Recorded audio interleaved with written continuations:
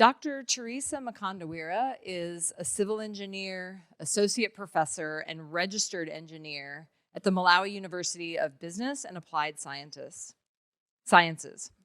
She's a former dean of engineering at MUBAS, and as one of the pioneering early female engineers in Malawi, she is inspiring and empowering an entire generation of African young people and their educators, and having a lasting impact on so many.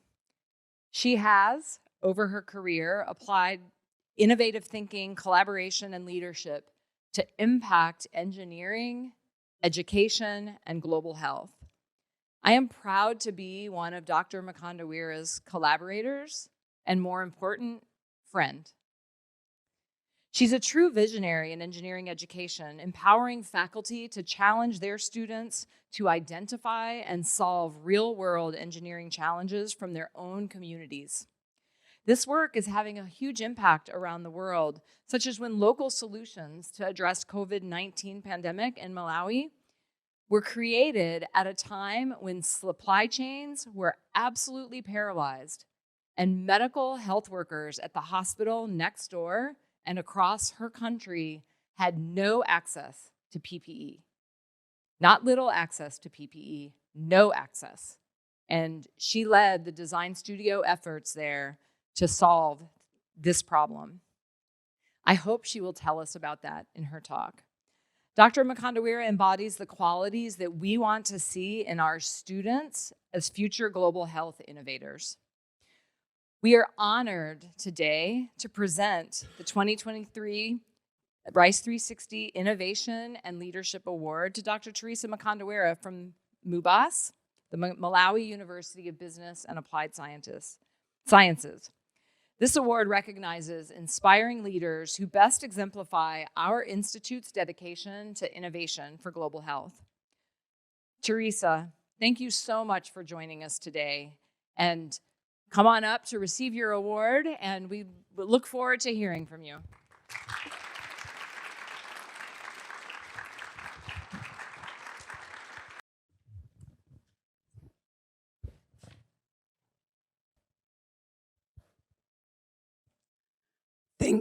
Thank you so much, Professor Maria, for that great introduction.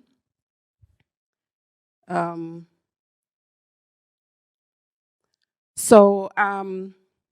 really appreciate the great introduction about me. So I'll talk about what we're doing in Africa in terms of cultivating an innovation ecosystem. So I'll briefly talk about what has inspired me to do what I'm doing. I'll talk about briefly my university, Malawi University of Business and Applied Sciences, as well as Malawi, just to give you a context.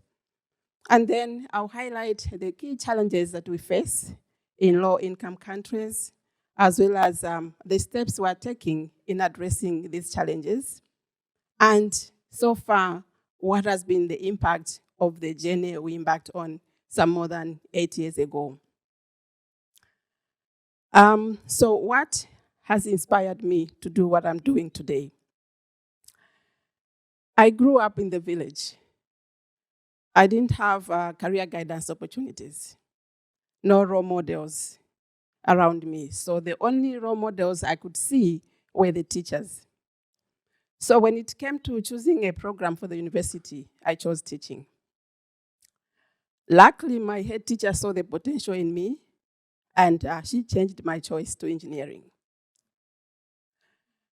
In addition to that, when I started my engineering program, I was the only female student in that engineering class. So these two have inspired me to do a lot of outreach programs, to reach out to as many students as possible in primary schools, in secondary schools, so that when it comes to making choices for university programs, they make informed choices. I act as a role model. So I visit so many schools when an opportunity arises. So the pictures you see are some of the schools I've been to in Malawi. I specifically target rural areas because there are fewer opportunities. They don't know much about the programs that we offer. So I would want to encourage as many girls as possible that girls can make it in the STEM areas, in the science, technology, engineering, and mathematics. And I share this passion with one of the faculty members here at Rice University. I don't know if you can recognize one in the picture on the bottom right. There is Dr. Ashley Taylor. So she visited Malawi in 2016, and together we went to a number of schools. So this is one of the secondary schools in the local area in Malawi. In addition, growing up in a low-income country where we face so many challenges, I am always thrilled to be part of a team that looks at solving the challenges that we face. So any work that considers providing solutions to the challenges that we face thrills me a lot. To all our participating teams, you are all champions. You may not come first, or second, or third, but the mere fact that you're looking at providing solutions to challenges, you are all winners, and I congratulate you. Briefly about the university I come from, Malawi University of Business and Applied Sciences. We were formerly University of Malawi, the Polytechnic. We changed this name a couple of years ago. So University of Malawi was the main university. It had 4 colleges under that. So we had College of Medicine, CAMS College of Nursing, Chancellor College, and Polytechnic, my college. So through delinking, all the 4 colleges are now standalone universities, and that's how we changed the name. So it's one of the 6 public universities, and we have about 30 private ones. It has 5 schools, including engineering, where I come from, and it has about 7,000 students.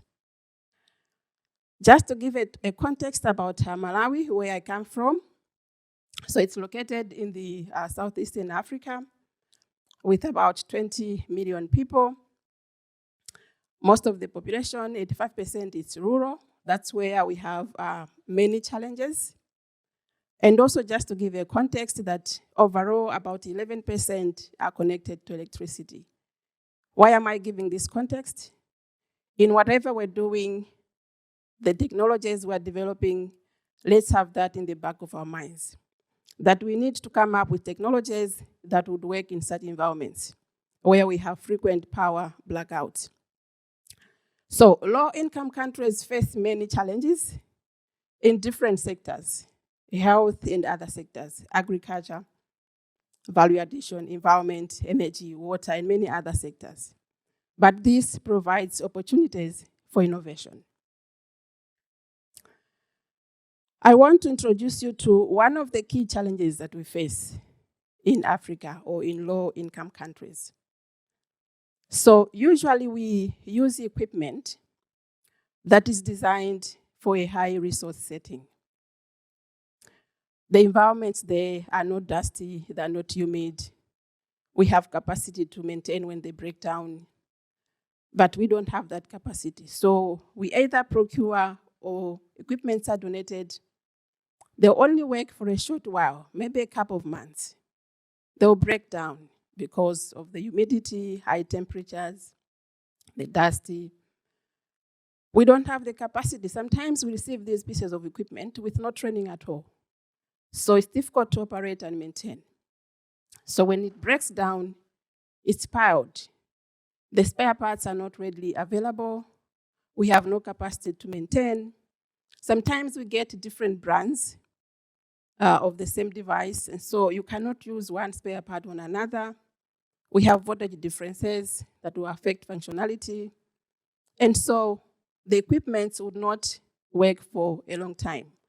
So they break down, we pile them. And this is not just in the health sector. It's in all other sectors. So what we need is to build local capacity to be able to design and maintain equipment that suits the environment. So, what are we doing to address these challenges that I've talked about? Way back before 2014, we embarked on a collaboration journey. Not sure if you can tell what this picture shows. I like this picture a lot. Does it tell something to you? Yeah, so on one side, it's Rice University. On the other side, it's my university, Polytechnic. I like it because it symbolizes our collaboration. We've had collaborations, but this one is unique. It has been a very successful collaboration. So with this collaboration, we started, I said, way back before 2014. And thanks to our two amazing professors who are in this room today, Professor Rebecca Richards-Kotum and Professor Maria Oden, with funding from Lemeson Foundation, they came to Malawi and brought a concept of invention education. So previously, we didn't even have a biomedical engineering program. And so they brought this concept. So we started developing this program with a focus on invention education. And also they brought a concept of the design studio. So this requires a holistic approach, looking at building capacity of the people, as well as providing supporting systems. So building the capacity of people, if you are to produce an innovator, it starts from the faculty, the lecturer. How do they deliver? And then the students themselves. You have to put in place supporting systems. So 8 years ago, we didn't have the maker space concept. So it came by the two professors, which has been a game changer. So the aim is to transform engineering education in African universities to be able to solve local and global challenges using a NEST 360 invention education model. This model has 4 areas that we look at. So we look at design studios and supporting activities. We look at support to the faculty. We need administrative buy-in. We need a supportive innovation system. So under design studios, as I said, this has been a game changer. So previously, our delivery would be more theoretical, more classroom-based, because as a public university, we get funding from government, it's about 70%, and every year you get less and less support financially. So you end up having no support in terms of hands-on materials. We didn't have a makerspace. So this has been a game changer in that we're able to provide equipment and supporting activities towards invention education. So we have resources, personnel, equipment and supplies in these design studios. We organize internship programs. We organize design competitions and also training on entrepreneurship and innovation. Faculty need to be trained as well so that they are able to challenge the students in the classrooms. They are able to use active learning, problem-based learning, project-based learning, which imparts learning. But also, faculty are taught on how to review the curriculum so that we incorporate these innovation education concepts. And also, capacity has been built through faculty exchange programs. We also need administrative buy-in, so from government, from institutions, and we also need an innovation local system to support the innovations. So we need innovation incubators, investors. So this is the model that we have used since 2014.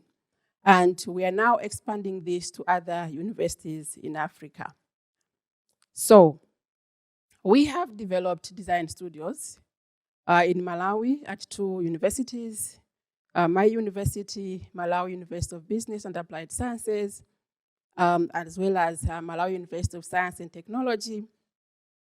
We have also established a design studio in Tanzania at Theresa Mkwandawire Institute of Technology, and also in Nigeria at the University of Ibadan and University of Lagos. We are also training faculty So the picture you see on my right-hand side is one of the faculty development workshops. So it started by faculty from Rice University going to Africa and training staff members on pedagogical skills. But now capacity has been built for African staff, and they are able to also go to other universities and share this model. So under faculty development, we train staff members on pedagogical skills, active learning, problem-based learning, project-based learning, how they should scope or find problems that students should work on, curriculum review, the engineering design process, but also there's been a lot of learning and experience sharing through the faculty exchange programs. So faculty are encouraged to give problems to students and utilize the design studio to start addressing the challenges. This is a typical example of one faculty who, after going through the training on how to engage students, decided to introduce the mini projects in the lecture. So you see that students are working in teams addressing several challenges. Here there's a blood warmer, an incubator, a blood shaker.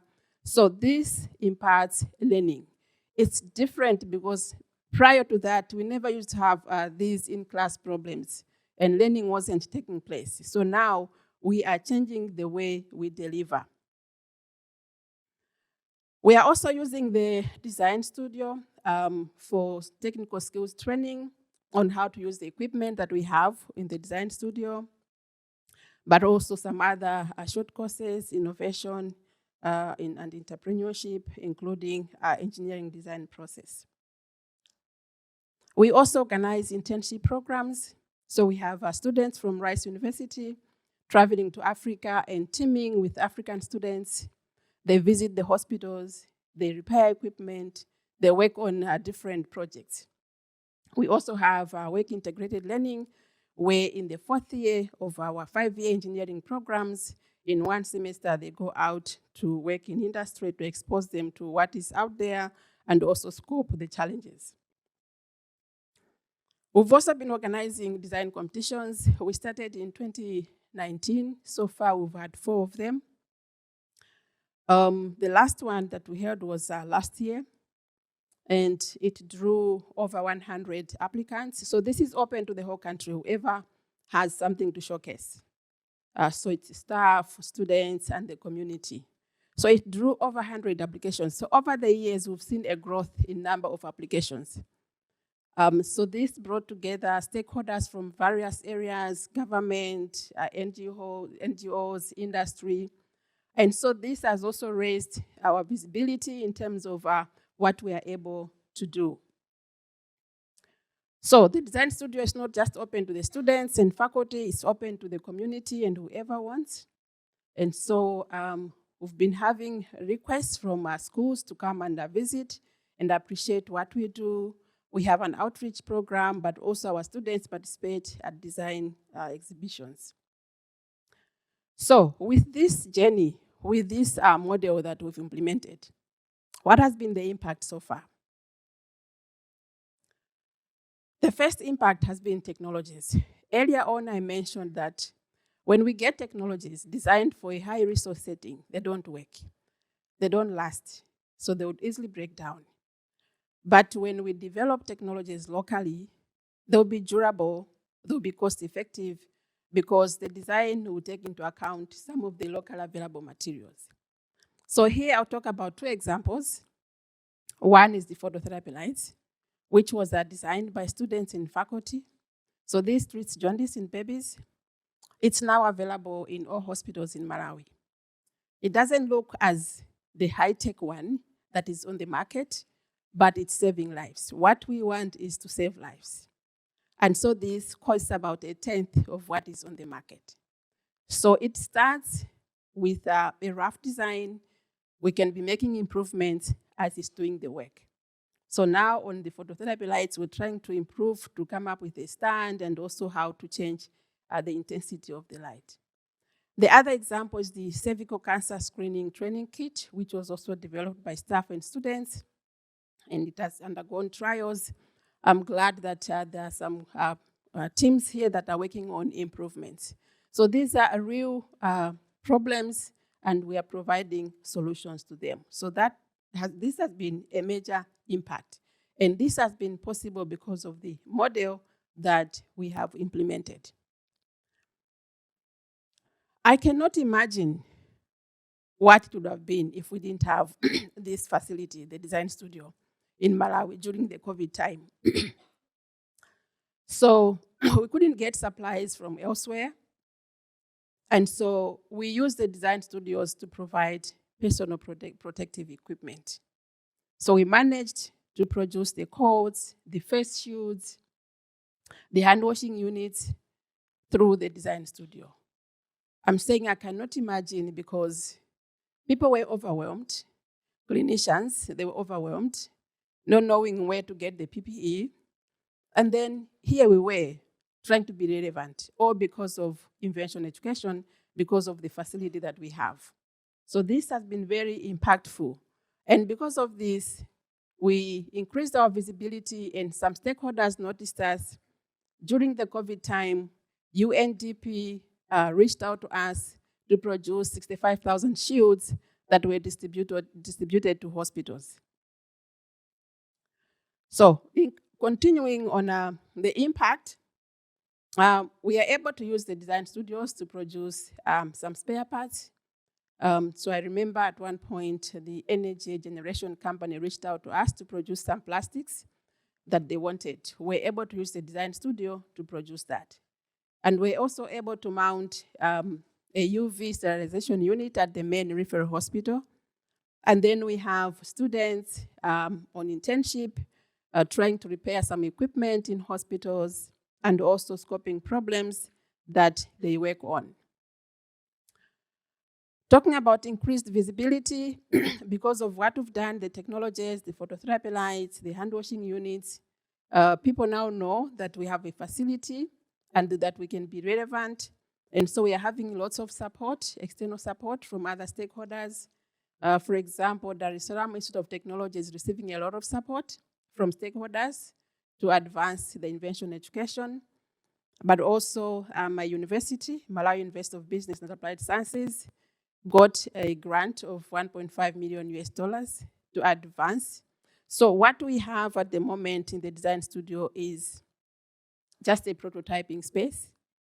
And so what UNDP wants is that we should have an innovation lab where we can advance. So from prototyping to high fidelity towards manufacturing. And as I speak, we have received the equipment under that grant. Increased visibility continues. This is one of the students who took part in the internship, and he produced a contactless hand sanitizer, and UNICEF awarded him $2,000 to scale up the work. So capacity is being built. The students are realizing the need. So these are two quotes from students who participated in an internship program, acknowledging that there's need to build local capacity because the designs will take into account our environment, and that now, after going through this model, they know what it takes to produce a product or a technology.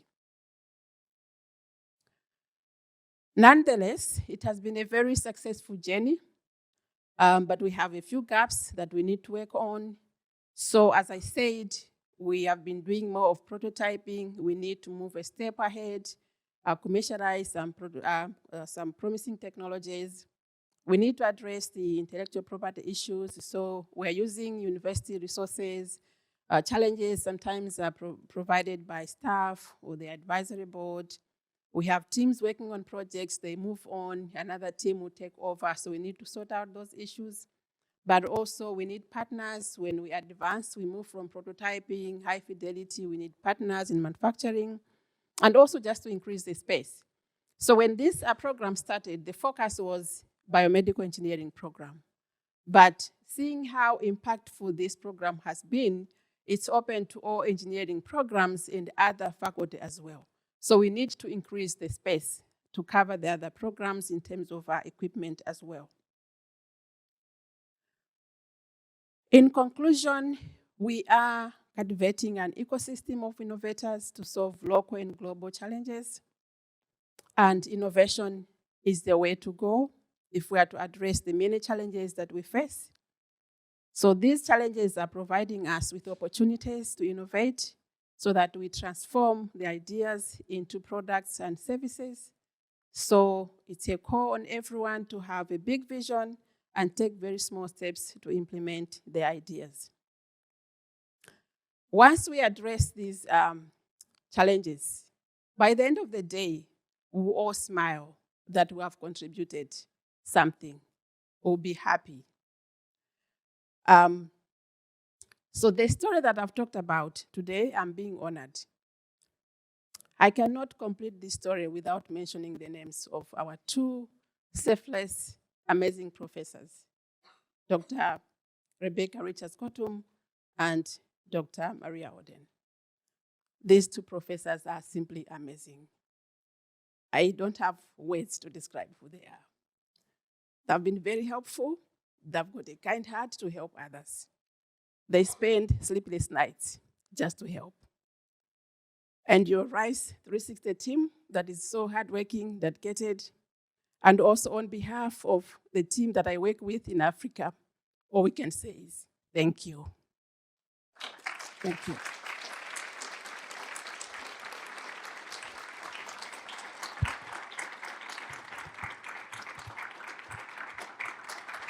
And I just was wondering, like, how do you see your students envisioning their future? How do you see Malawi's going now with these resources into the biomedical field?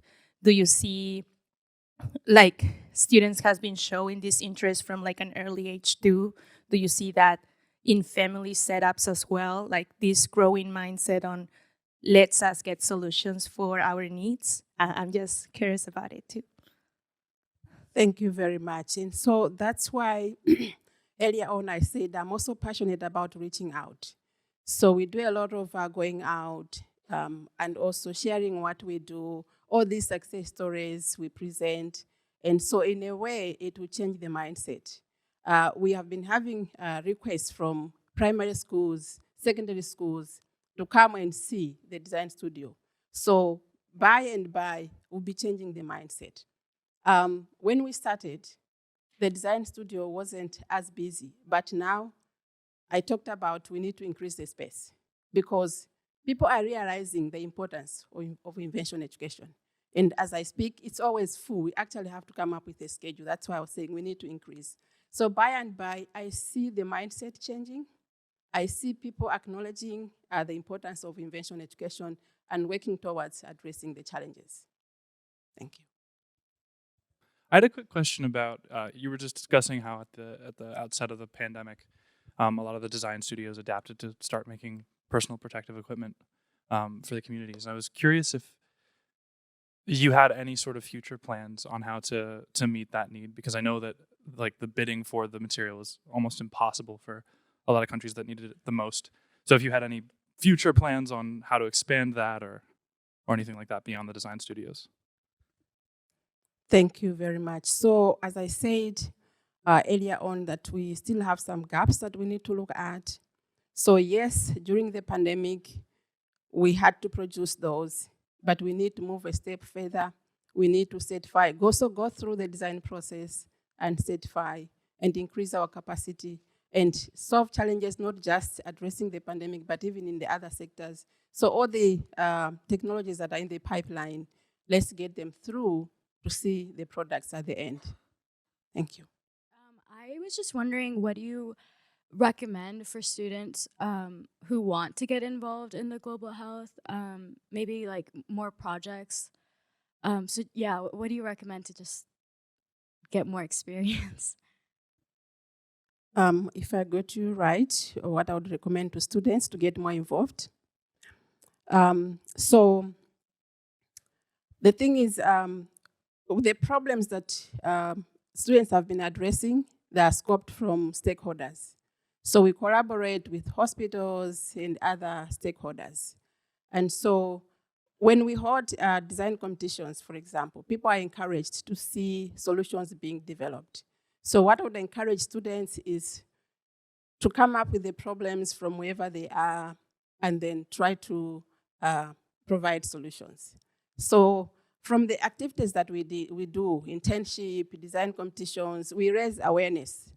And so this encourages people to join the global health to provide solutions, not just the global health, to provide solutions in many sectors. In the agriculture sector, for example, during the rainy season, we produce a lot of foodstuff that are just wasted. Can we add value? So we encourage students to provide solutions to the many challenges that we face. We have orientation programs, career talks, so we share these through many fora, which encourages students to be involved in what we do. So this relationship, as I said, it started way before 2014. From 2014, we embarked on the activities because we had funding through Lemeson Foundation. But the two professors I talked about visited Malawi before that. And so they visited the hospitals. They saw the dire need of technologies, babies dying, not that clinicians don't have the skills, but because they don't have appropriate tools. So with that, when they came back, they started looking at how can we support this, how can we save lives? And so they also said, okay, if we just provide maybe equipment to hospitals, in the long run, it's not sustainable. So they thought of reaching out to the education institutions so that we also implement Invention education to build an ecosystem of future leaders who can be designing and maintaining equipment for an African setup. So they reached out to my university, and by then I was the Dean of Engineering. I embraced the idea, and we started the activities. So that's how the whole journey started. Thank you.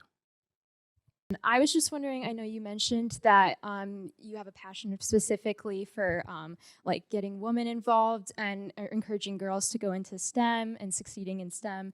And I was wondering if you think there will be more of a focus on medical devices or projects that will impact like women's health in the future if more girls get involved. Yes, so the thing is, I didn't like being alone in a classroom, the only female. So I would want to increase that. But also, females or women have also a special touch. They would know the challenges that women go through. So if we have more of them, yes, they would aim at addressing those challenges. Yeah. Particularly interested in how you got to where you were and how you mentioned that you didn't have your own role models. But I kind of piggybacking on that idea, I wanted to know if you've seen an increasing number of females because of your own mentorship and influence over the last few years in your engineering classes or at matriculation. Thank you so much. So for my university, by then the University of Malawi, the Polytechnic, from the time it was established in 1965 up to 1986, there was no female in the engineering program. So we started from zero. And then with the interventions that we've had, I'm glad that now we have 30% of females in engineering programs.